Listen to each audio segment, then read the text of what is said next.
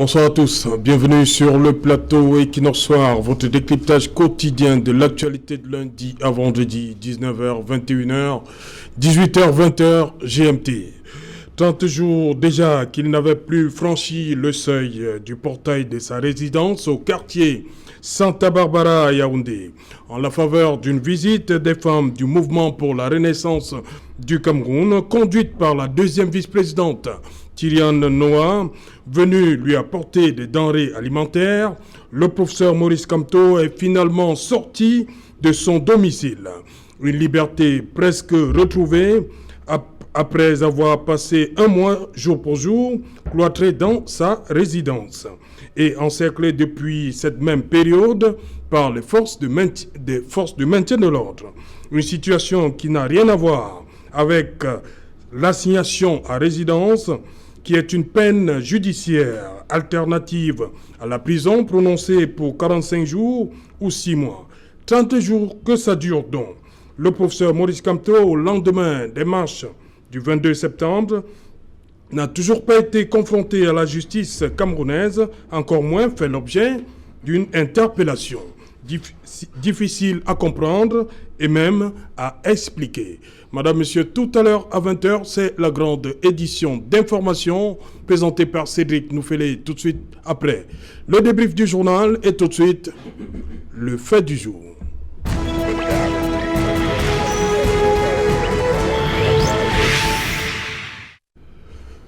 « 22 septembre 2020, 22 octobre 2020, un mois de prison de guillemets, pour le professeur Maurice Kamto. Pour en parler, nous avons invité en plateau ce soir Maître Narcisse Ecomain. Bonsoir Maître, bienvenue. Bonsoir Serge Alain, bonsoir à tous les téléspectateurs et tout l'auditoire d'Equinox, et particulièrement de l'émission Equinox Soir. Je dis également bonsoir à tous mes co-panélistes. Et je reviens après quelques mois d'absence et je suis heureux d'être de nouveau ici. Voilà. Bonsoir Maître Fabien Kenyé. Bonsoir Serge Alain, bonsoir chers téléspectateurs. Bonsoir Narcisse, un plaisir renouvelé. Et le plaisir d'autant plus particulier que je me retrouve encore sur le même plateau avec mon confrère, grand frère et conseiller, Biliga, pour qui j'ai beaucoup d'estime. Je me réjouis que ce plateau soit partagé par 3 éminents confrères qui pourront édifier l'auditoire à l'issue de cette émission. Bien aussi, je voudrais lui dire bonsoir. Je crois que c'est un plateau fait d'intellectuels, un tout petit peu de sachants, c'est avec beaucoup de modestie, qui pourront nous expliquer la situation sui generis qu'on n'a jamais vécue dans aucun monde, celle qui est de son excellent, le brillantissime professeur Maurice Kamto, le président élu, dont, comme vous venez de le dire tout à l'heure, il lui a même été refusé aujourd'hui de l'entraînement alimentaire. Peut-être voudrait-on le passer finalement à la mort, n'ayant pas réussi tous les coups durs qu'on lui fait endurer. Merci. Bonsoir Guillaume Fonga. Bonsoir Serge Alain, bonsoir aux nombreux téléspectateurs qui prennent du plaisir à regarder cette émission de qualité. Vous avez décidé ce soir de me mettre au milieu de quelques érudits du droit. Et je crois qu'on va certainement passer un grand moment de télévision. Et j'ai envie d'en profiter pour rappeler à toute l'institut que Equinox soit un programme qui a contribué, qui continue à contribuer à augmenter la masse critique des citoyens qui chaque jour sont un peu plus consciencieux. Et dans cette dynamique-là, je voudrais, avec vous, apprécier et saluer un travail commencé par le PURS, le Peuple uni pour la rénovation sociale de Serge Espoir Matomba, qui depuis quelques temps déjà a initié une sorte de formation, d'éducation politique sur les fondamentaux à la culture politique, enjeux et défis de structuration. Je pense que dans un environnement d'ensauvagement politique tel que le nôtre aujourd'hui, les partis politiques, à mon sens, gagneraient à s'inscrire dans cette dynamique-là pour qu'on ait moins d'ensauvagement, qu'on ait moins de discours manichéistes, qu'on ait moins de militants qui ne respectent personne, qui insultent tout le monde. Je voudrais apprécier ce type d'initiative-là qui, à mon sens, contribue à l'accalmie et à l'apaisement et à ce qu'on est des citoyens plus consciencieux et plus respectueux et plus, j'allais dire, plus à même d'avoir une culture politique capable de les amener à avoir une masse critique nécessaire pour inverser le rapport des forces. Donc merci, bravo au PUR, c'est à son premier secrétaire qui, à son sens, essaie de jouer sa partition, pour, comme cette émission d'ailleurs, pour aider à construire et à augmenter la masse critique. Voilà. Bonsoir, maître Joseph-Claude Biliga. Bonsoir, je voudrais dire bonsoir à tous vos millions de téléspectateurs, à vos techniciens, à vous-même. Je voudrais particulièrement dire merci, bonsoir et merci à la presse team MRC qui, il y a 2 semaines à peu près, m'avait présenté, souhaité des vœux de prompt rétablissement. J'avais pris la peine de le dire, je n'ai jamais été malade. Le jour de droit de repos, je n'ai pas été malade, je n'ai pas été hospitalisé comme ça a été écrit dans ce document. Je ne sais pas d'où cela est arrivé, mais j'estime que s'ils pensent que je suis un être humain, je peux être malade, mais ce jour-là, je ne peux pas être malade. La famille n'a rien dit, le médecin n'a rien dit.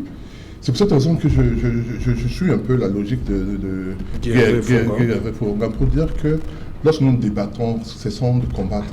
On ne sert à rien de dire qu'un débatteur est tombé malade tout simplement parce que vous voulez l'exclure de débat, etc. Parce qu'ils ont dit ma famille m'a dit de ne plus jamais venir débattre contre le MRC devant le MRC. Moi, j'aime toujours dire que je suis généralement, je suis au-dessus des partis, je suis le RDPC, mais là, sur le RDPC fait mal, vous savez, je le dis très souvent ici. Donc, je n'ai pas peur, je ne suis pas celui-là qui est extrémiste, je n'ai jamais été extrémiste, je suis modéré, je continuerai à l'être, même aujourd'hui, au bord de cette histoire. Ok. Maintenant, on va d'abord, les 2 avocats qui vous accompagnent sur ce plateau, ils sont encartés. Donc vous, avec du recul, quel commentaire vous faites à la situation que vit actuellement le professeur Maurice Kamto? Séquestration, assignation à résidence, c'est quoi? Comment on explique ça, Antoine? Serge Alain, ce que je vais déjà dire, c'est que c'est regrettable, ce que nous vivons actuellement. Et je suis heureux que Fabien Keigne et le conseiller Biliga aient renouvelé ce vœu qui est de voir l'espace politique moins ensauvagé, pour utiliser l'expression de Guy Hervé-Fongan. On vit une situation assez invraisemblable parce qu'elle ne répond à aucun canon juridique. Le professeur Maurice Kamto est embastillé, ça il faut le dire, depuis pratiquement 1 mois. Il ne s'agit pas d'une assignation à résidence qui obéit à un régime particulier et comme vous l'avez fort bien rappelé à l'entame de l'émission, il s'agit d'une peine alternative à une décision de justice rendue par une juridiction pénale. Il ne s'agit non plus d'une mesure administrative qui, elle, se situerait, je pense, dans le cadre de la loi de 90 sur le maintien de l'ordre. On serait peut-être dans le cadre d'une garde à vue. Mais nous ne sommes pas dans ces 2 hypothèses. Alors on se demande bien à quel titre le professeur Kamto est maintenu de force dans son domicile depuis 1 mois avec tout autour une forte équipe de police, alors même que autant à Douala qu'à Yaoundé, nous vivons une insécurité criarde et on se demande parfois si les forces de police ou de gendarmerie existent encore. Ce que je veux dire en définitive, c'est que quel que soit l'angle sous lequel la question est scrutée, il s'agit d'une détention parfaitement illégale. Vous n'avez pas de titre, vous n'avez pas un ordre d'une autorité judiciaire, vous n'avez même pas un ordre d'une autorité administrative. Encore que s'il s'agissait d'une garde à vue administrative, elle se situerait, si l'on s'en tient à la loi de 90 sur le maintien de l'ordre dans le cadre du grand banditisme. Bon, je veux bien croire que le professeur Maurice Kamto soit considéré comme un grand bandit, le banditisme renvoyant très certainement à l'atteinte au bien des personnes, à l'aide des armes ou de nature, en fait des armes à feu le plus souvent. Nous ne sommes pas dans ce cadre-là. Des conventions internationales ont été ratifiées par le Cameroun. La constitution du Cameroun établit clairement dans son préambule qu'aucun citoyen ne peut être détenu arbitrairement. le professeur Maurice Kamto l'est actuellement, et c'est bien regrettable, et il est temps que cette situation cesse pour ceux qui en sont à l'origine. Voilà, Guy Hervé Fongan, vous également, est-ce que le professeur Maurice Kamto est détenu, comme il dit? On a vu le professeur sortir aujourd'hui. J'ai envie de dire que La situation d'aujourd'hui, il faut qu'on comprenne ce qui s'est passé aujourd'hui à Saint-Denis. Le professeur a franchi, mais les forces de maintien de l'ordre étaient là. Elles n'ont pas interpellé le prof. Non, je pense que cette théâtralisation de l'espace public participe de ce que nos politiques nous ont habitués quand ils essaient de vouloir embellir et maquiller et maquiller les choses pour faire semblant d'un semblant de liberté et de démocratie. Parce que quel que soit le bout par lequel vous prenez cette affaire, sans être un exégète du droit, simplement en observant les faits de manière empirique, que vous convoquiez la loi de 90 sur les manifestations publiques, la loi de 90 sur le maintien de l'ordre, la loi anti-terroriste, à aucun moment vous ne pouvez ranger cette situation que vit le ministre, le professeur Maurice Kamto en ce moment. Donc c'est carrément une nouvelle invention, parce que jusqu'ici, j'ai écouté beaucoup d'exégètes de toute cette affaire. Tous ont eu du mal à qualifier l'inflation. Et ça pose un problème. Et maintenant, pour ceux qui suivent de très près l'actualité du pays de manière lucide, on n'est pas surpris, parce que c'est dans ce même système juridique qu'on nous a inventé ce qu'ils ont appelé complicité intellectuelle. Vous voyez, donc quand on a ce genre de scénario, on n'est pas surpris, parce que le professeur Maurice Kamto parlait de Marafa Minoya. Vous savez que Marafa a été condamné pour complicité intellectuelle. C'était une autre invention de notre justice camerounaise. Et à partir de ce moment-là, on peut ne pas être surpris parce qu'il arrive au professeur Maurice Kamto. Aujourd'hui, ils ont simulé une sortie pour laisser croire qu'en fait, il est une non-interpellation. Voilà, il peut aller et venir, il peut aller et venir, alors qu'en réalité, de plus en plus, je suis de ceux qui estiment que il y a un véritable complot contre le système, parce que le président, je me souviens à Radio Monte Carlo, avait souvent dit qu'il souhaiterait qu'on retienne de lui celui qui a apporté la démocratie et la prospérité. Or, depuis ces 3 dernières années, on a le sentiment qu'on a reculé de quasiment 20 ans dans tout ce qu'on avait eu à acquérir comme liberté, comme avancée démocratique. Il est totalement absurde et surréaliste, parce que l'infraction a du mal à être qualifiée, même quand vous interrogez les turiféraires du régime, même ceux qui sont pro-RDPC ont du mal à vous dire exactement ce qui lui est reproché. Et ça conforte simplement la thèse de tous ceux qui ont souvent rappelé à juste titre qu'on est dans une sorte de démocrature, c'est-à-dire qu'on n'est pas dans une démocratie, on est dans une sorte de démocratie. Vous savez qu'il y a toute une littérature grise, notamment portée par Achille Mbembe et quelques autres écrivains qui ont pignon sur rue, qui estiment qu'on est dans tout sauf une démocratie, parce qu'il n'y a aucune explication rationnelle qui pourrait justifier l'incarcération, parce qu'il est, on va le dire, n'ayons pas peur de mots, il est incarcéré chez lui, il n'est pas libre de ses moments, il est quasiment interdit de visite, et donc il n'y a pas de prison plus douloureuse que celle-là. Et cette reculade de 20 ans est à mon sens, un autre crime contre la démocratie, et ça donne aussi l'occasion au regard extérieur d'avoir les projecteurs encore braqués inutilement sur le Cameroun pour une affaire qu'on aurait pu régler de manière plus intelligente et éviter ce type de scénario ubex, parce qu'il n'y a aucun crime à demander le départ d'un chef de l'État. Dans toutes les démocraties, même dans les dictatures, les gens ont appelé au départ du président, ils n'ont pas été mis à l'étroit pour ça. C'est tout à fait, j'allais dire, légitime. Ça commence pas avec Maurice Kamto, ça a commencé avec le fameux Biamosgo, les gens de Fundi. Jamais on a assisté à un type de frayeur, un type de déferlement, un type de reculade de 20 ans. C'est tout à fait regrettable et ce n'est pas naturel. Consolider le peu de liberté qu'on avait acquis jusqu'ici il y a 20 ans. Merci Guy Hervé. Maître Fabien Keigné, vous comprenez ce qui se passe. Le professeur est maintenu au domicile encerclé pendant 30 jours. Aujourd'hui, le professeur il sort. Ça, j'en ai pour ceux qui en doutaient encore, nous avons fait finalement le saut définitif vers un État de non-droit.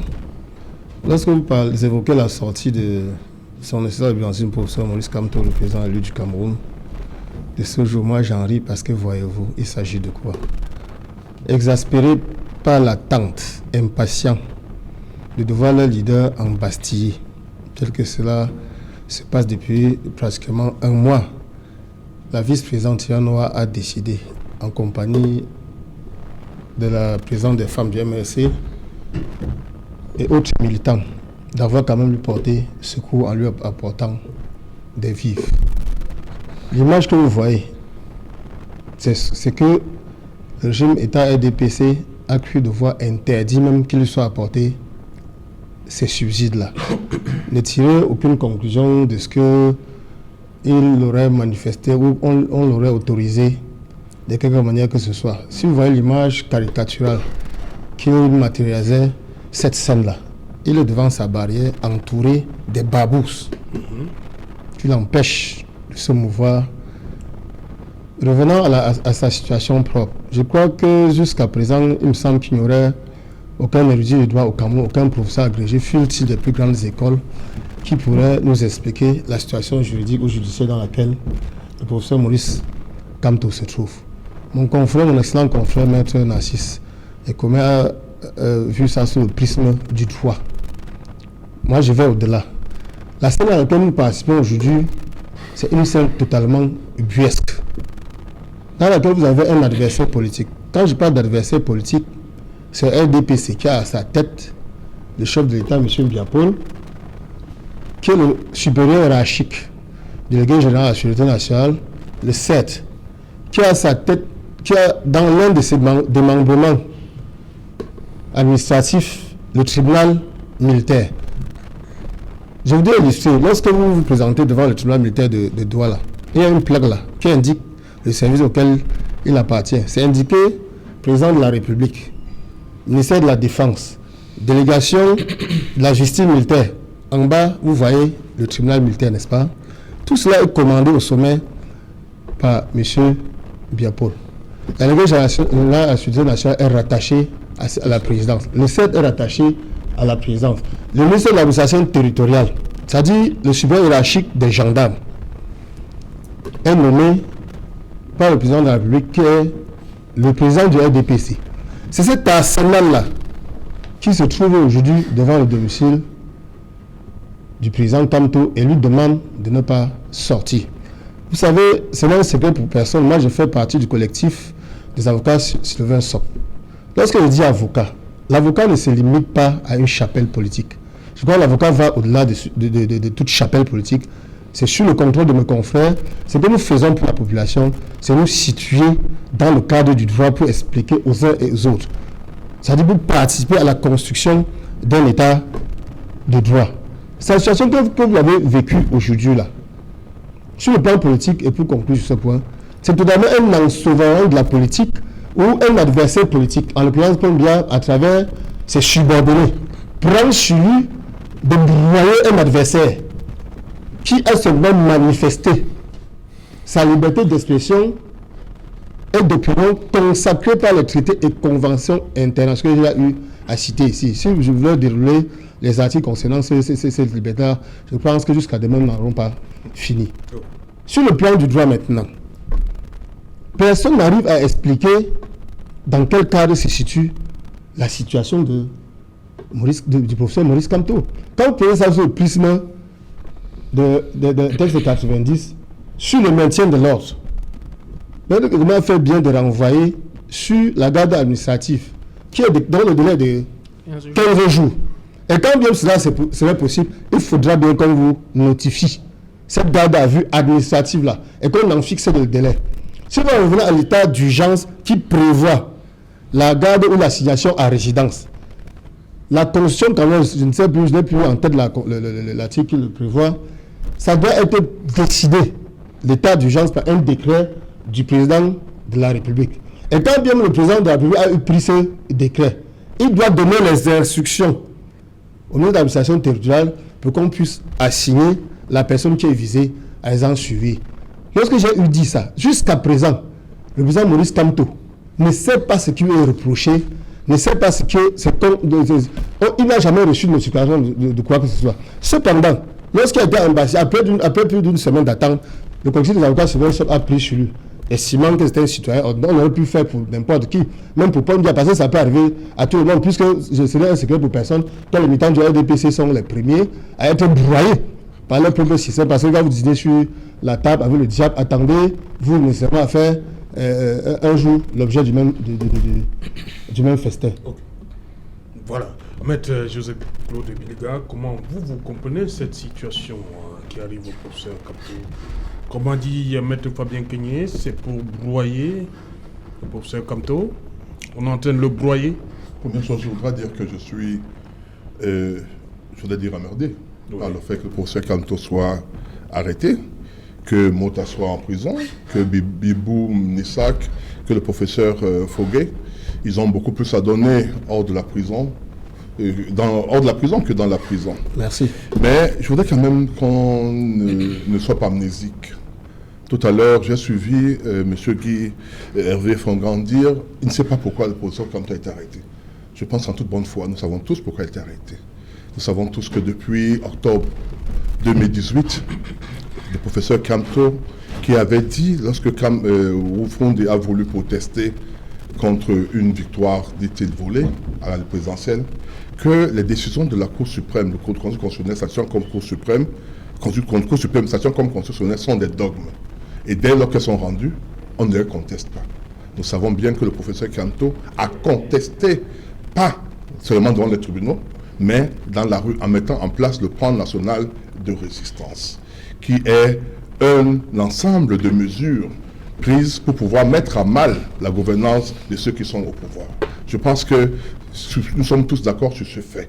L'une des manifestations, vous vous souvenez très bien lorsqu'il avait dit par exemple qu'il faut payer la loi, il ne faut pas payer l'électricité, qu'il ordonne en tant que lui président élu un confinement de 2 semaines, etc.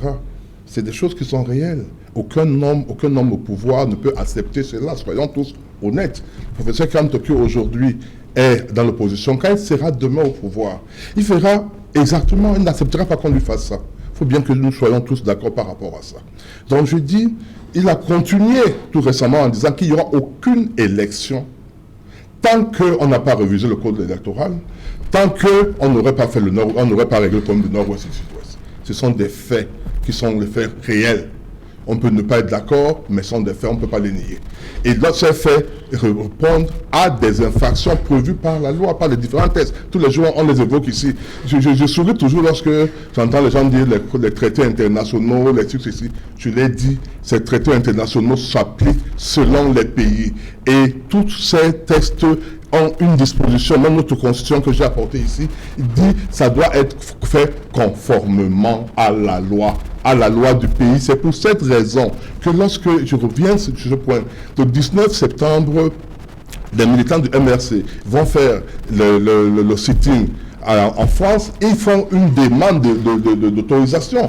On leur accorde cette demande d'autorisation et on leur impartit un lieu, on fixe un lieu, la place de Tocadéro, et un temps de 14h à 18h. Si tout le monde pouvait se lever, marcher, dire n'importe quoi, comme le dit Hervé Fonga, les gars du MRC ou bien ceux qui ont marché ce jour-là, n'auraient jamais pu demander, ils auraient pu, ok, nous sommes dans un pays des droits de l'homme, on va marcher comme on veut. S'ils demandent, ça veut dire qu'ils savent qu'ils doivent appliquer la loi. Et lorsqu'ils ont essayé de déborder, on a vu, on les a versé de l'eau, on leur a versé de grenades lacrymogènes. Donc je vais dire ceci, si nous étions situés en 2018 et que le professeur Kamto avait appliqué ce qu'il nous avait appris, qu'il avait voulu appliquer à Fundi en disant, dès lors que le Conseil constitutionnel a rendu une décision, elle peut être bonne, elle peut être mauvaise, le point ne se situe pas là. Peut-être que c'est lui qui a gagné. Mais le Conseil constitutionnel, comme il a fait avec Fundi, avec le SDF, a dit que c'est pour Biya. Et un républicain, qu'est-ce qu'on fait? On accepte, on se prépare pour les prochaines élections. Et c'est pour cette raison que je dis que la deuxième chose qui me surprend, le professeur Kamto, en novembre, je crois, ou un peu avant les élections législatives, il a réuni, et les vidéos circulent, où il disait que ceux qui ne vont pas aux élections ont tort. On a suivi cela. Où il disait aux femmes, je vais aller aux élections pour pouvoir régler le problème du Nord-Ouest et du Sud-Ouest. Je vais aller aux élections pour que le code électoral soit modifié. Lorsqu'il se retracte le dernier jour où on doit déposer le truc, il ne faut pas qu'on nous fasse croire aujourd'hui que c'est pas ça, ces causes-là qui nous mettent aujourd'hui dans les problèmes. C'est-à-dire que si il avait accepté la décision de la justice, n'avait pas mis en place un plan national de résistance, nous ne serions pas là aujourd'hui. Sinon, on dit souvent, ne regardez pas là où vous tombez, vous chutez, mais regardez où vous avez cogné le pied. Le pied a été cogné à travers ces différents angles, le plan national de résistance. Vous ne pouvez pas demander aujourd'hui au président, mais le plan national de résistance a conduit à 9 mois de prison. Donc on revient sur ça continue. Lorsqu'il dit que le 6 novembre, il a dit que dès qu'on aura convoqué le corps et le collège électoral pour les élections régionales, c'est qu'il demande aux gens de descendre. Ça, un nom. C'est quand on dit descendre aux gens, ça veut dire insurrection. Ça des noms. Maintenant, Biliga, si on s'accroche à l'argument que vous venez de développer, pourquoi le professeur Maurice Kamto n'est-il donc pas interpellé? Pourquoi on ne lui sert donc pas le document qui fait lui? C'est la première. Comment comprendre la situation? C'est la première. Si c'est pour l'appel à l'insurrection. C'est la première réponse que je dois donner par rapport à la cause. Parce qu'on a comme l'impression, vous dire, on est rentré en arrière à 30 ans en arrière, sans savoir pourquoi on est rentré en arrière. Imaginez-vous que si on n'avait pas fait ça, il y aurait eu ces problèmes. Non. Si nous tous, on était allés en se disant, on a échoué aux élections, ou bien nous a arraché la victoire, mais on va aller pour d'autres batailles. Le professeur l'avait d'ailleurs dit, moi je l'avais bien suivi, il avait dit, on va pour les autres batailles, on regarde le devant. Nous ne serions pas là aujourd'hui. Que cela soit admis. Maintenant, quelle est la nature de ce qui lui a fait faire? Moi, je ne voulais pas rentrer dans ce débat. Je ne voulais pas rentrer dans ce débat. Pourquoi? Parce que j'ai demandé, nous sommes ici dans un plateau d'avocats. Oui. Lorsque on pose un acte, nous sommes les intrus. Lorsque vous estimez qu'un acte, un acte est posé contre vous et qu'il est illégal, vous saisissez la justice. Et c'est ce que mon confrère a fait. Mon confrère, maître Fabien Keigné et leur équipe ont saisi la justice. Moi, j'ai vu cette requête, je ne la commande pas. Je l'ai lue, je ne la commande pas. Ils ont fait une requête. Et la justice, c'est quoi? C'est que lorsqu'on rend une décision, vous avez la voie de recours. Dans le cas d'espèce, on n'a même pas fait, on a rejeté la requête. Et on en rejette tous les jours. Donc, il ne faut même pas quelque chose de particulier qu'on a reçu. Celle-là, on les rejette tous les jours. Nos requêtes, le juge met sur la requête pour telle raison, absente d'urgence ou je ne sais pas quoi. Ce sont des requêtes gracieuses, on les rejette tous les jours. Ce n'est pas un cas particulier au professeur Kamto. Et tout à l'heure, mon confrère vous disait, on va saisir, on a violé les dispositions des traités, etc. Mais vous saisissez les instances internationales.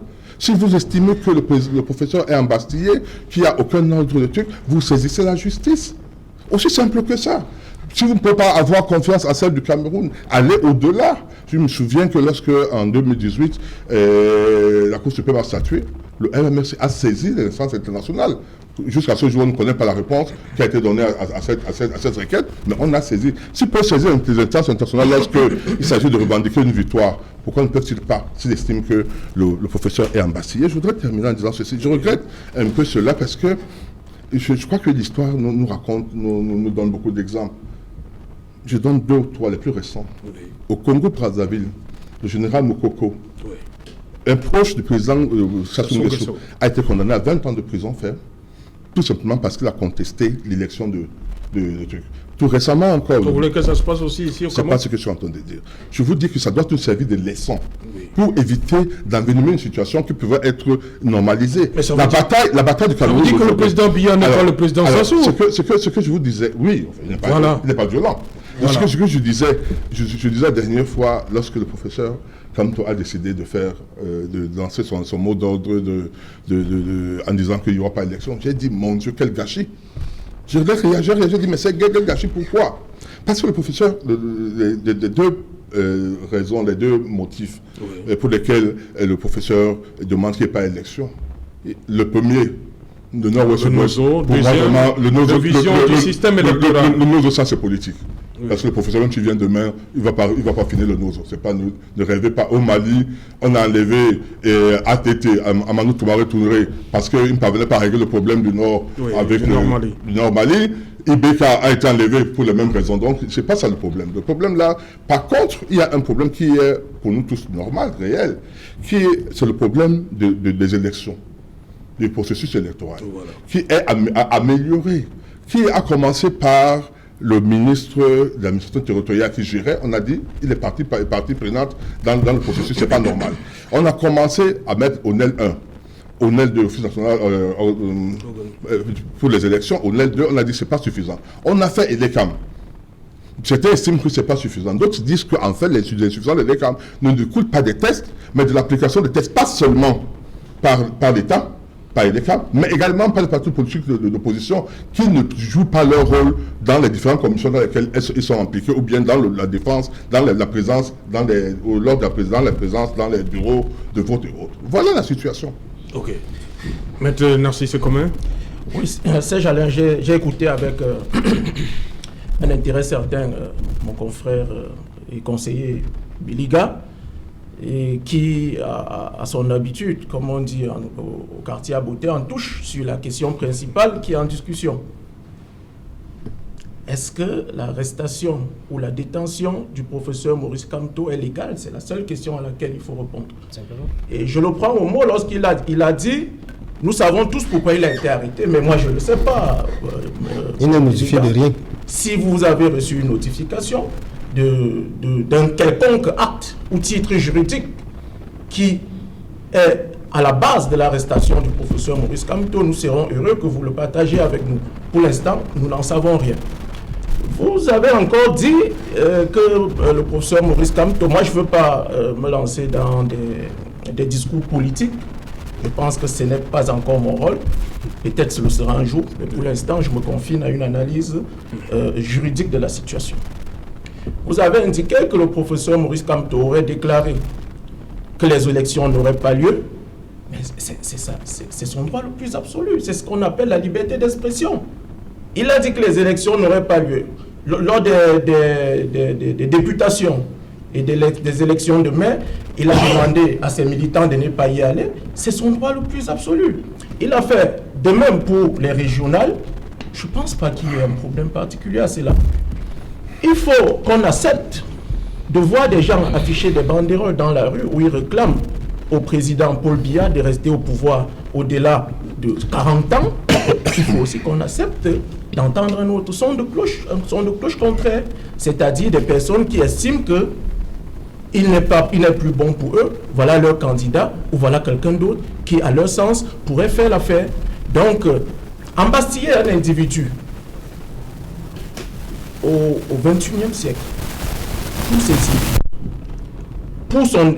idées, pour l'expression, ou alors pour ses croyances politiques ou sociales, je pense qu'on a régressé et c'est regrettable.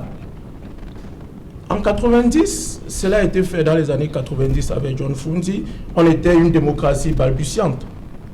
Aujourd'hui, on ne balbutie pas, on est pratiquement à carreau. Le Cameroun, ce n'est pas une démocratie. Le Cameroun, aujourd'hui, fait partie des mauvais élèves en matière de démocratie. Et même Biliga a parlé de la saisine des instances internationales. Vous avez souvenance que le groupe de travail de l'ONU a conclu à la détention arbitraire du professeur Maurice Kamto. Eh bien, il s'agit d'une institution à laquelle le Cameroun a adhéré, je veux dire l'ONU. Pourquoi on ne le laisse donc pas? Et puis sur la fin, vous avez cité le Congo-Brazzaville pour nous dire qu'un général aurait été condamné à 20 ans de prison. Moi, je vais vous reprendre La Fontaine qui disait que lorsqu'on veut copier un individu ou une personne, on le copie sur les bons côtés. Moi, j'aurais souhaité que dans vos pérégrinations intellectuelles ou dans vos voyages, vous reteniez que dans d'autres contrées, on construit les routes, on bâtit des ponts, l'école est gratuite, l'université est gratuite, mais vous avez retenu simplement que c'est bon lorsqu'on embastit quelqu'un pour 20 ans parce qu'il a exprimé une opinion dissidente à celui qui est le président.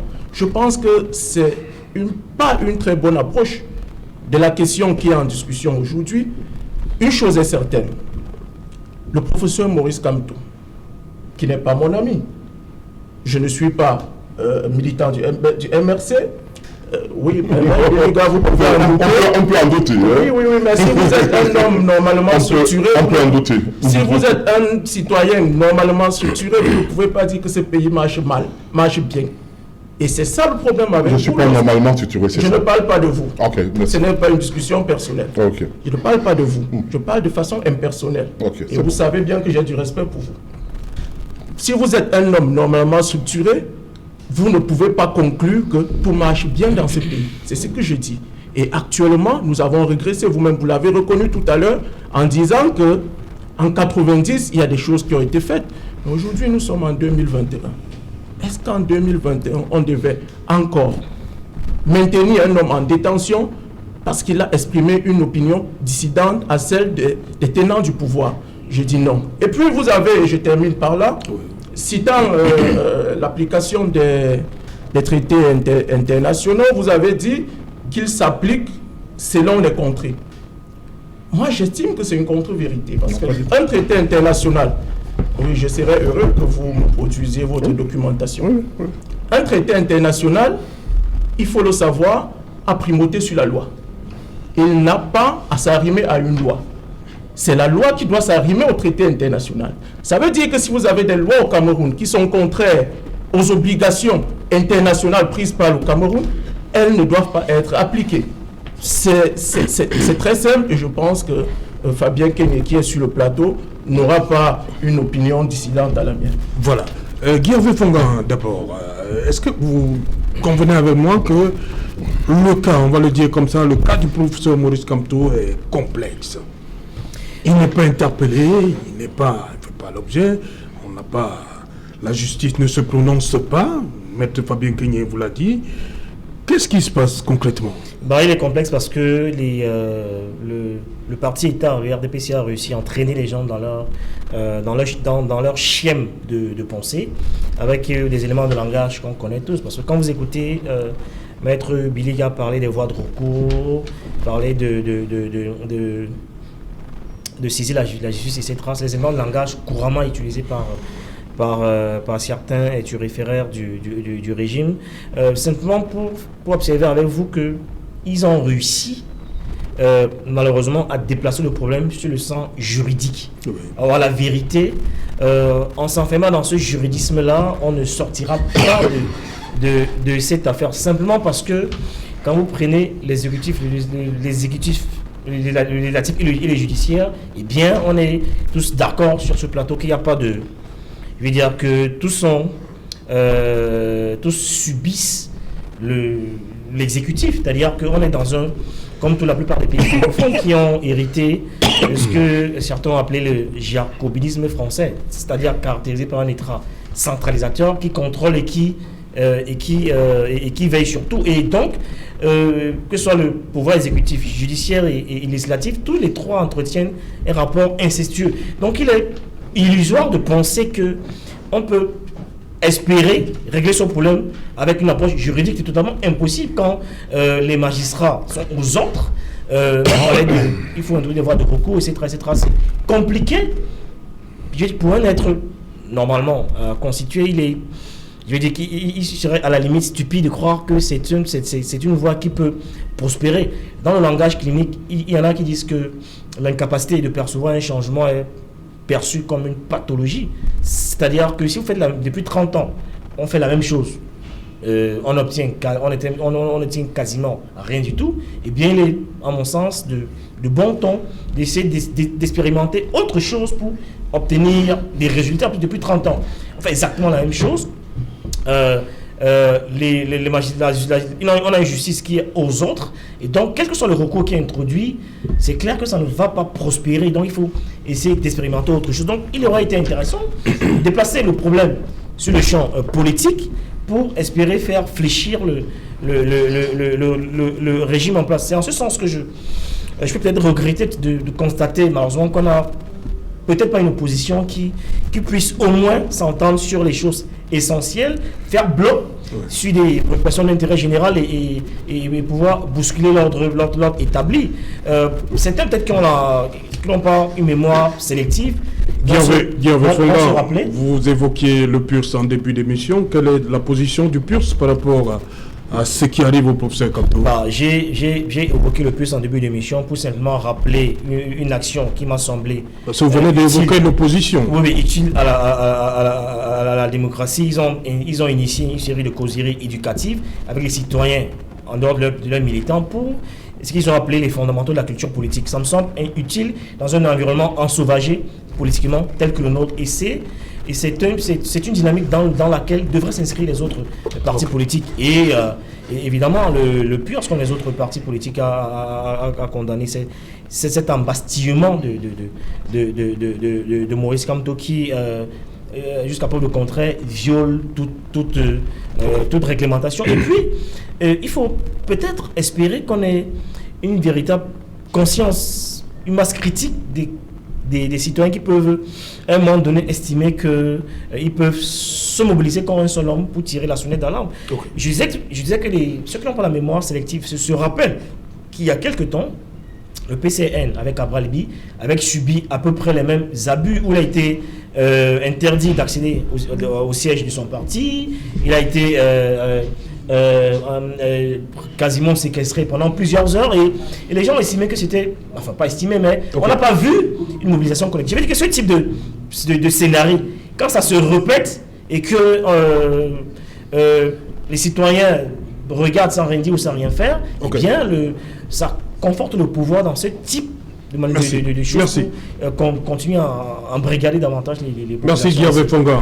Maître Fabien Kenyé, vous maintenez que ce qui s'est passé aujourd'hui du côté de Santa Barbara, c'est simulacre de liberté. Le professeur n'est toujours pas libre d'aller et venir. S'il avait été libre, nous l'aurons naturellement su. Ça va trop vite, ce n'est pas comme en 1990. Si vous me permettez de poursuivre, je vous assure, chers confrères, j'ai reçu une jeune étudiante en deuxième année de droit aujourd'hui, accompagnée de sa mère.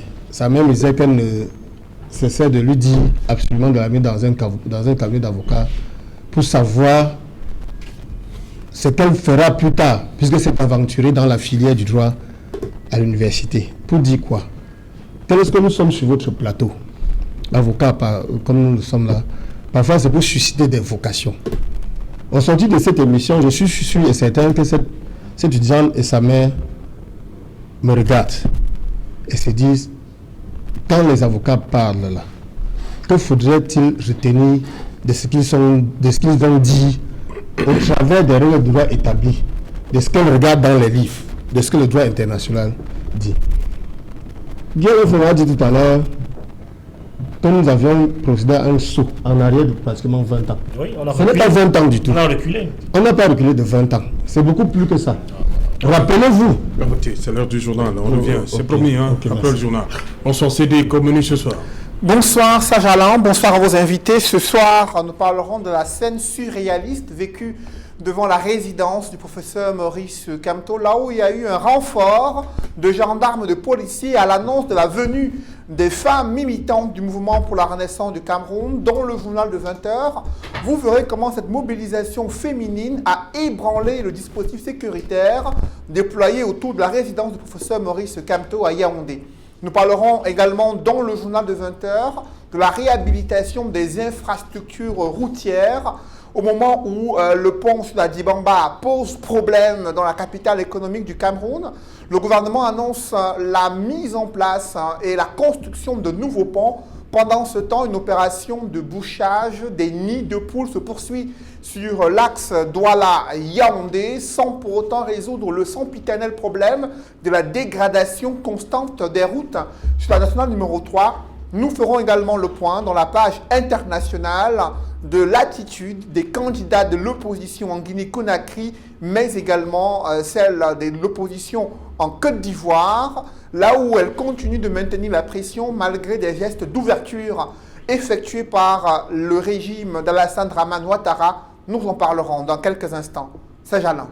Voilà, madame, monsieur, c'est dans la fin de cette première partie Equinox Soir. On se retrouve dans une trentaine de minutes pour Equinox Soir. Le temps du débrief, toujours en compagnie de nos 4 invités.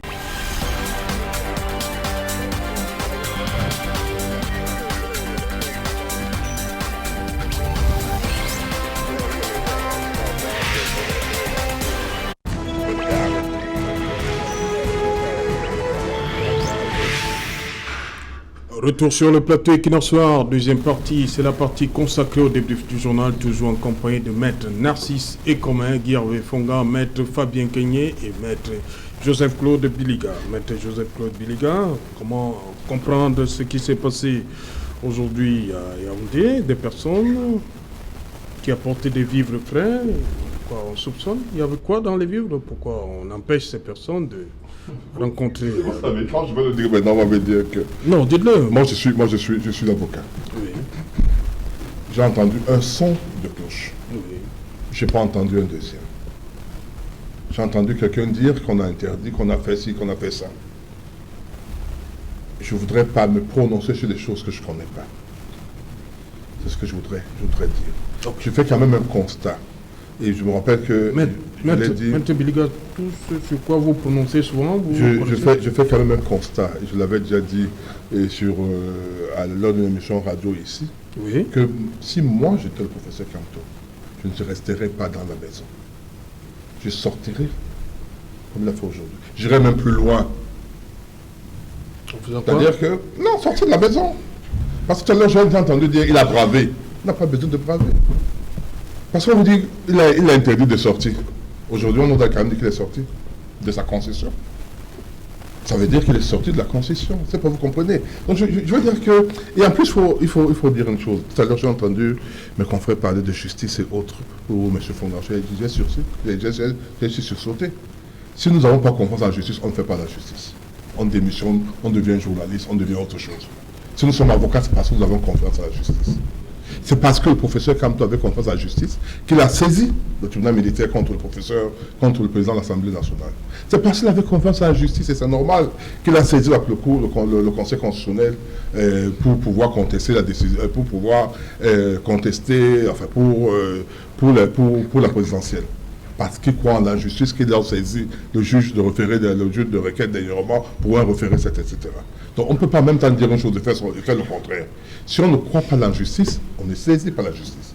Si on croit à la justice, on la saisit et on accepte les décisions que la justice doit rendre. Elles peuvent être bonnes ou pas. Donc je voudrais que cela soit dit, soit accepté. J'ai entendu plein de choses ici. En disant... nous sommes dans le débrief. Hein, on est dans le débrief. Vous nous ramenez déjà la première partie. Dans le débrief, donc. Oui, voilà. Dans ce débrief, donc. Ce que je dis, donc, j'ai entendu un seul son de cloche. Oui. Je n'ai pas entendu un deuxième son de cloche. Je ne veux pas me prononcer. Vous voulez entendre... Je voudrais bien voulu... Parce que vous savez, très souvent, ici, nous avons pris des décisions sur la base d'une chose. On a des fake news. J'en ai été victime. Vous pouvez bien comprendre que lorsque moi on me dit que j'ai eu un AVC alors que je n'ai pas eu un AVC, vous ne pouvez pas me dire que si je n'avais pas réagi ce jour-là. Beaucoup de gens ont commencé à m'envoyer les messages de par le monde. Oui, on a appris que est-ce que tu vas aller mieux, etc. Voilà un cas précis de formation. Je dis, nous sommes, suivez peut-être aujourd'hui notre chaîne de télévision. Vous aurez peut-être d'autres journalistes qui auront un autre angle de présentation des faits. En sortant d'ici, peut-être que je vais le suivre. Si j'étais venu ici demain, je vous dirais, voilà ma position. Parce que j'aurais eu au moins 2 sons de cloche différents. Là, je viens de suivre ce qu'on nous a montré, ce que la dame a dit. Peut-être que ce n'est pas seulement cela qui a été fait. Peut-être que ce n'est pas seulement la vérité. Il y a peut-être d'autres sons de cloche. Et c'est pour cette raison que je suis prudent. Je suis tout simplement prudent. Je ne dis pas que ce qu'elle dit est faux, mais je dis qu'il peut arriver que ce qu'elle dit ne soit pas forcément toute la vérité et qu'il y a une autre vérité qu'on peut suivre à travers d'autres voies de communication. Voilà, Guy Hervé Fonga, face à cette situation vécue par les femmes du MRC, conduite par Tyriane Balbino. Non, j'ai envie de dire que ce que Maître dit tombe complètement sous le sens. Parce que si on observe avec lucidité les conditions dans lesquelles Moïse Camto a été embrigadé, on n'est pas surpris par l'attitude des forces de maintien de l'ordre qui tournent autour. C'est tout à fait logique. Ça obéit exactement à leur procès. Parce que non, juste une seconde. Il y a beaucoup d'exemples. Et les maîtres Fabien Keigné ont rencontré M. Camto. Ça démontre que tout ce que vous dites là n'est pas vrai. Puisque Maître Méli et les autres ont été rencontrer le professeur Camto dans son domicile. Et on nous a dit que dans la délégation des femmes, il y avait les avocats également qui étaient dans l'information qu'on a eue. Aujourd'hui, là, tout de suite, là, on parle plus d'avocats. On parle rien que des femmes. Comprenez donc que moi, je sois prudent en disant quelle est la vraie information. Était-elle seule? Était-elle avec des avocats? Où étaient donc des avocats? Pourquoi on n'a pas interviewé des avocats pour leur demander qu'est-ce qui s'est passé? Voilà la question. La délégation de Maître Kigné qui a réussi qui a bravé tous ces interdits en approchant Maurice Kamto, j'ai envie de dire que c'est un cas isolé. Parce qu'on peut vous citer une kyrielle d'exemples de personnes qui ont essayé d'approcher le Maurice Kamto pendant qu'il est incarcéré chez lui. J'ai failli dire qu'il est bunkérisé, comme Laurent Gbagbo, mais ils n'ont pas pu accéder jusqu'à lui. Ce qu'on vient de voir là est complètement désespérant. C'est hallucinant parce que je vais dire que le peu d'humanisme qu'on espérait encore de nos forces maintien de l'ordre, qui sont d'abord les citoyens avant tout autre, je pense que là ils viennent de totalement détruire ce brin d'humanisme qu'ils auraient pu avoir. Parce que on peut également dire que ces femmes-là ont voulu directement remettre les vivres qu'elles ont ramenés au professeur, et les agents qui les forces de maintien de l'ordre ont suggéré qu'ils devraient le faire à leur place. Et donc, il est normal que le Maurice Kamto estime que ce n'est pas logique, c'est pas normal. Les gens qui sont porteurs de ces vivres-là accéder jusqu'à lui et les lui remettre en main propre. Mais ils ont voulu interférer pour transporter le colis. Ce qui me semble un peu... Vous êtes péremptoire. Non, ils ont... Moi, on m'a appris à être prudent. Et de manière lucide, pour avoir... Vous êtes péremptoire, moi, on m'a appris d'être prudent. De ne pas avoir une position sans avoir les deux sons de cloche. Vous avez la différence entre vous et moi? Mais, sauf que c'est parce que c'est un discours qui ne vous arrange pas. C'est pour ça que vous prenez des gants. Pour dire tu l'as toujours fait. Je ne suis pas surpris par la prudence. Parce que nous autres encore avons vécu douloureusement le décès de Lapiro de Manga, quand il était, après les émeutes 2008, il a passé 3 ans à peu près à la prison. Et vous savez dans quelles conditions il décède après, pour avoir ingurgité un certain nombre de choses en prison. Et il allait mourir le 16 mars à Buffalo, aux États-Unis. Et il se dit que c'est un certain nombre de choses qu'on l'avait fait consommer, qui ont fini par avoir raison de lui. Donc il est tout à fait normal qu'on a atteint à un certain stade, qu'on soit prudent, qu'on soit regardant sur ce qui arrive. Quel est le mal de laisser quelqu'un qui est porteur des aliments, le remettre en personne? Je ne vois pas quel est le crime.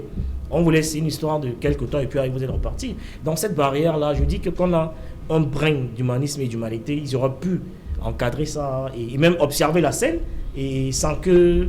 je vais dire qu'il n'y aurait pas eu un scandale, sauf si on va encore nous brandir l'argument de trouble à l'ordre public. Ils auraient pu assister même à la remise des livres, que rien ne serait passé. Ouais, des fois, j'ai envie de croire qu'il y a des gens autour il y a des gens dans ce sérail qui font tout pour créer des conditions de frustration et d'implosion. Parce que quand vous observez la scène, il n'y a aucune rationalité qui peut justifier cette attitude de laisser simplement les gens remettre des vivres frais et de repartir. On peut assister à la remise, on encadre ça et puis les gens repartent après. Ça n'a rien de spectaculaire.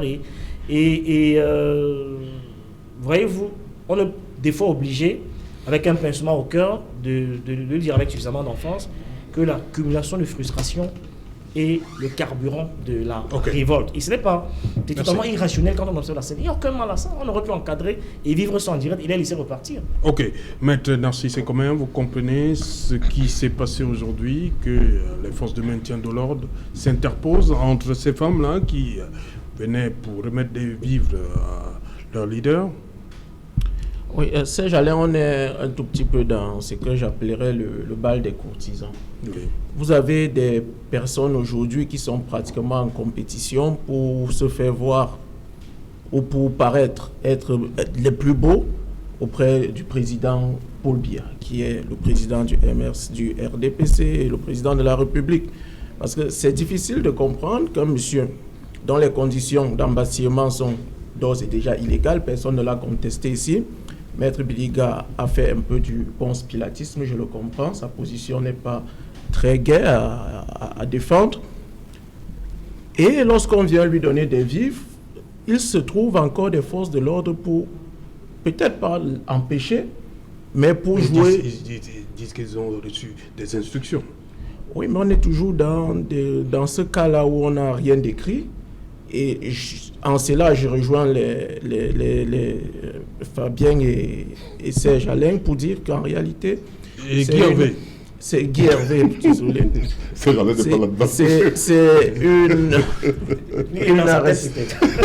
une arrestation qui a une coloration politique, tout simplement. On est dans une espèce de théâtralisation et c'est bien regrettable. Voyez-vous, Maître Biliga, pour qui j'ai beaucoup de respect, j'ai fait une confusion. Ça arrive à tout le monde. Moi aussi, je commence à vieillir un peu. Mais j'ai dit, tout ça est bien regrettable et il faut que cela cesse. Il n'y a pas de raison que le professeur Maurice Kamto soit embastillé tel qu'il est aujourd'hui, sans titre de détention, sans titre de garde à vue, sans aucun justificatif. Il n'y a pas de raison qu'il soit privé du droit de visite. Lorsqu'on parle des avocats qui sont allés lui rendre visite, le droit de visite d'un détenu, si il faut l'appeler ainsi, n'est pas discriminatoire. On aménage des visites qui sont faites pendant des heures légales. On ne choisit pas que Fabien peut venir à 8 heures et puis le sujet B, à 16 heures, n'aura plus le droit d'accéder à la personne qui est maintenue en détention, encore dans des conditions illégales. Je dis ça. C'est en violation des droits encore de que la en personne. Prison, on a le droit de rendre visite à un prisonnier en lui rapportant les fonds, vous laisse passer en la sortie. Même un prisonnier en visite. Justement, la seule obligation que les forces de maintien de l'ordre avaient, c'est de s'assurer que le contenant, les sacs dans lesquels les vivres étaient mis, ne contenait pas autre chose que les vivres. Et puis laisser la possibilité à une vérification tout simplement. Laisser la possibilité à ces femmes-là d'aller remettre les vivres au professeur Kamto. Et puis vous avez dit, Maître Biliga, que si vous étiez le professeur Kamto, vous serez sorti pour marcher dans la rue. Oui, bon, si moi j'avais été le pouvoir en place, je ne l'aurais pas embastillé. Il est sorti. Je pense qu'on a vu à travers les images qu'il y a eu un cordon qui s'est créé tout autour. Sauf si, comme vous dites, vous attendez qu'une autre chaîne de télévision, puisque Equinox ne vous convient plus beaucoup, puisse montrer une image qui est différente de celle que nous tous, nous avons vécue. Mais c'est bien regrettable et ça fait honte à cette République. Voilà. Maître Fabien Kenyé, est-ce que la date a été choisie au hasard? Que les femmes se rendent aujourd'hui, 22 septembre, 22 octobre. Je crois que c'est pratiquement après un mois d'exaspération, d'attente non satisfaite. Je peux vous dire que je ne serais pas surpris que demain, toutes les femmes qui sont amenées là-bas soient poursuivies pour insurrection, rébellion et autres. Je crois qu'elles s'en sont tirées aujourd'hui à très très bon compte. Tout à l'heure, Maître Biliga voudrait bien connaître ce que le collectif des avocats fait. Il faut restituer les choses. Nous sommes devant le peuple camerounais que nous prenons à témoin. Eux, que de leur côté, comme quand le RDPC prétendent que Kamto aurait pu être libre de ce moment, qu'il aurait pu sortir Padati. Je dois vous indiquer que lorsque le collectif des avocats a eu annoncé qu'il devait effectuer une visite au domicile de son excellence, le professeur Maurice Kamto, le président élu, le secrétaire d'État à la Défense, le directeur général de la Sûreté nationale, ont fait appeler les avocats. Nous nous sommes retrouvés là-bas et nous ont dit ceci. Kamto a un projet insurrectionnel. Bien avant, nous avions le ministre de la Communication qui disait que la situation de Kamto était en étude parce qu'il avait un projet insurrectionnel, d'esclavage des institutions de la République. Rendu à ce jour, aucune bribe, aucune parcelle, aucun indice jusqu'à présent de cette insurrection lui est notifié. Et cela me rappelle, pour entrer en arrière, 30 ans comme je disais tout à l'heure, rappelez-vous lorsque Froundi avait été, comme le principal opposant du Cameroun, avait été assigné à résidence, il y a un certain ministre qu'on avait affabulé du nom de Zérémois qui avait dit, à l'instant où sur le plateau du Vouzla du roi, d'une chaîne de télévision nationale qui appelle Vouzla du roi, il avait dit ceci, à l'instant où je vous parle, Froundi a les armes chez lui. Jusqu'aujourd'hui, 30 ans après, on n'a jamais vu. C'était en plein 13h. En plein 13h. À l'instant où je vous parle, devant un parterre de journalistes, Froundi a les armes chez lui. Jusqu'aujourd'hui, on n'a jamais vu même un simple machette. Quand tu as un projet insurrectionnel, depuis 30 jours qu'on entoure son domicile, qu'on l'embastille, qu'on empêche de partir. Ceux qui sont allés là-bas, on a fouillé, je ne sais pas, on a retrouvé même pas une seule plainte de barrière qui pourrait faire, ou même qui pourrait permettre de piquer quelqu'un. Cependant, il est embastillé. Je peux dire quelque chose, M. Bilia, s'il vous plaît. Lorsque nous sommes sur un plateau comme ça, j'ai dit ce parfois pour susciter des vocations. Chaque fois que nous évoquons le droit international, vous nous rappelez, vous nous maintenez des choses du style la Convention et les traités internationaux renvoient aux textes nationaux, n'est-ce pas, pour réguler les marches, les réunions publiques, les manifestations d'opinion et autres. Je dois vous rappeler, et vous le dites, cela que les gens le sachent, et pour de bon, cela est incontestable. Vous êtes notre en profession, plus vous dansez, plus vous accueillez de l'expérience. Dans cette matière-là, il est dit que lorsque un texte de loi nationale est contraire au traité de convention, il s'efface, il ne s'applique pas. Il faut que cela soit clair pour tous. Donc tout ce que vous faites là, c'est du hold-up, c'est de la dictature. Non. J'ai pris des exemples bien. Vous n'êtes pas interrompu par confrère. On est à la fin de l'émission. Vous ne pouvez pas profiter de la fin de l'émission. Non, confrère. Nous sommes à la fin de l'émission. Vous ne pouvez pas profiter de la fin de l'émission pour dire des choses pour que je n'ai pas le temps de répliquer. C'est ça qui est problème. Allez, finissez le non, il ne faut pas dire n'importe quoi. Je vais vous prendre un exemple simple. Vous n'avez pas me dit, quand il concerne les lois, quand il concerne les tribunaux militaires, par exemple, n'est-ce pas, que les conventions et traités internationaux permettent un temps soit peu qu'un civil, et je le dis parce que je me suis réjoui de ce que vous serez retrouvés sur ce plateau. Les conventions et traités internationaux, la Convention du Cameroun interdisent qu'un civil. Le MRC a envoyé un civil devant le tribunal militaire. C'est la vérité ou non? Écoutez-moi. Le MRC n'a-t-il pas saisi les tribunaux militaires malgré ces trucs? Alors, suivez-moi très bien. Je vous fais pas le cours de droit parce que c'est vous qui devrez me le faire. Le tribunal militaire est totalement infiodé, n'est-ce pas, au gouvernement. Je vous l'ai dit que je suis passé par le tribunal militaire. Il y a une affiche indiquant ce service-là qui indique président de la République. En dessous, ministère de la Défense, délégation de la justice militaire, et par la suite, on retombe sur le tribunal militaire. Pour dire quoi? N'est-ce pas? Pour dire quoi? Que c'est un tribunal qui est chargé de réguler une cour martiale, une sorte de cour martiale qui est chargé de la discipline militaire. C'est même pas vrai. Il faut bien suivre les textes. Cela me permet c'est vous qui me permettez de dire.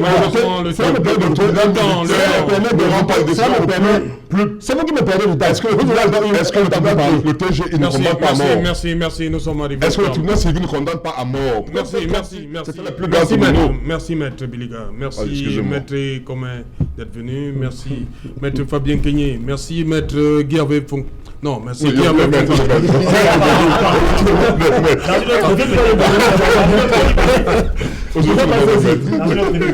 merci. Maître chanteur. Merci, madame, monsieur, nous sommes donc arrivés au terme de cette édition Equinox Soir. Bonsoir, Santa Barbara.